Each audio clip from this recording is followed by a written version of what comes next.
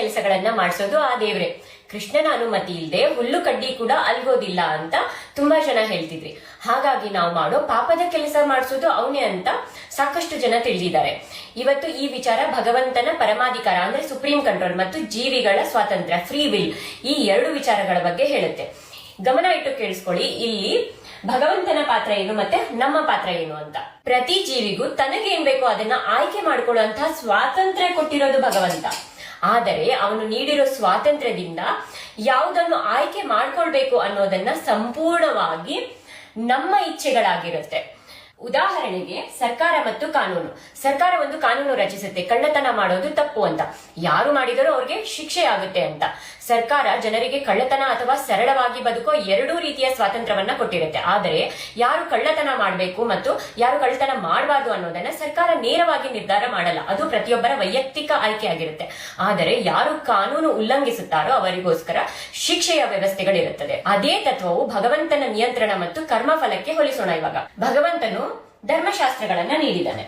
ಉದಾಹರಣೆಗೆ ಸತ್ಕರ್ಮ ಮಾಡೋಣ, ಅಹಿಂಸೆ, ಸತ್ಯ, ಸೇವೆ ಮಾಡಿ ಅಂತ ಗೀತೆಯಲ್ಲಿ ಮತ್ತು ವೇದಗಳಲ್ಲಿ ಬೋಧಿಸಿದ್ದಾನೆ. ಆದರೆ ಯಾರು ಒಳ್ಳೆ ಕೆಲಸ ಮಾಡ್ಬೇಕು, ಯಾರು ಕೆಟ್ಟ ಕೆಲಸ ಮಾಡ್ಬೇಕು ಅನ್ನೋದನ್ನ ಭಗವಂತ ನೇರವಾಗಿ ನಿರ್ಧಾರ ಮಾಡೋದಿಲ್ಲ. ಆಯ್ಕೆ ನಮ್ದೇ ಆಗಿರುತ್ತೆ. ನಮ್ಮ ಕರ್ಮಕ್ಕೆ ನಾವೊಬ್ಬರೇ ಜವಾಬ್ದಾರರು. ಯಾಕಂದ್ರೆ ನಾವು ಯಾವ ಮಾರ್ಗವನ್ನ ಆಯ್ಕೆ ಮಾಡ್ತೀವೋ ಅದಕ್ಕೆ ತಕ್ಕ ಫಲ ಭಗವಂತನ ನಿಯಮದ ಪ್ರಕಾರ ನಮಗೆ ಸಿಗುತ್ತೆ. ಈಗ ನಿಮ್ದೊಂದು ಪ್ರಶ್ನೆ ಇರುತ್ತೆ, ಮತ್ತೆ ದೇವರು ನಮ್ಮ ಎಲ್ಲಾ ಕೆಲಸದಲ್ಲೂ ಸ್ವಾತಂತ್ರ್ಯ, ಶಕ್ತಿ ಮತ್ತು ಅನುಕೂಲಗಳನ್ನ ಯಾಕೆ ಕೊಟ್ಟ ಅಂತ. ಯಾಕಂದ್ರೆ ಭಗವಂತ ನಿರಂಕುಶನಲ್ಲ. ನಿರಂಕುಶ ಅಂದ್ರೆ ಫಾರ್ ಎಕ್ಸಾಂಪಲ್ ಒಬ್ಬ ರಾಜ ಇರ್ತಾನೆ, ಅವನು ಪ್ರಜೆಗಳ ಅಭಿಪ್ರಾಯವನ್ನು ಲೆಕ್ಕಿಸದೇನೆ ತನ್ನ ಇಚ್ಛೆಯಂತೆ ಆಡುವ ಒಬ್ಬ ರಾಜ. ಆದರೆ ಭಗವಂತ ಹಾಗಲ್ಲ, ಅವನು ನಿರಂಕುಶ. ಹಾಗಾಗಿ ನಮ್ಮಿಚ್ಛೆಯಂತೆ ಜೀವನ ಮಾಡುವಂತಹ ಸ್ವಾತಂತ್ರ್ಯವನ್ನ ಕೊಟ್ಟಿದ್ದಾನೆ. ಹಾಗಿದ್ರೆ ಇಚ್ಛೆಗಳನ್ನ ಯಾವ ರೀತಿ ಹೊಂದಬೇಕು ಅನ್ನೋದನ್ನ ಅವನೇ ಗೈಡ್ ಮಾಡಬಹುದಿತ್ತಲ್ವಾ ಭಗವಂತನೇ. ಆಗ ನಾವು ಯಾವುದೇ ರೀತಿಯಾದ ತಪ್ಪುಗಳನ್ನೇ ಮಾಡ್ತಿರ್ಲಿಲ್ಲ ಅನ್ನೋದು ನಿಮ್ಮಲ್ಲಿ ಪ್ರಶ್ನೆ ಬಂದಿರುತ್ತೆ. ಅದನ್ನು ಸಹ ಅವನು ಮಾಡಬಲ್ಲನು.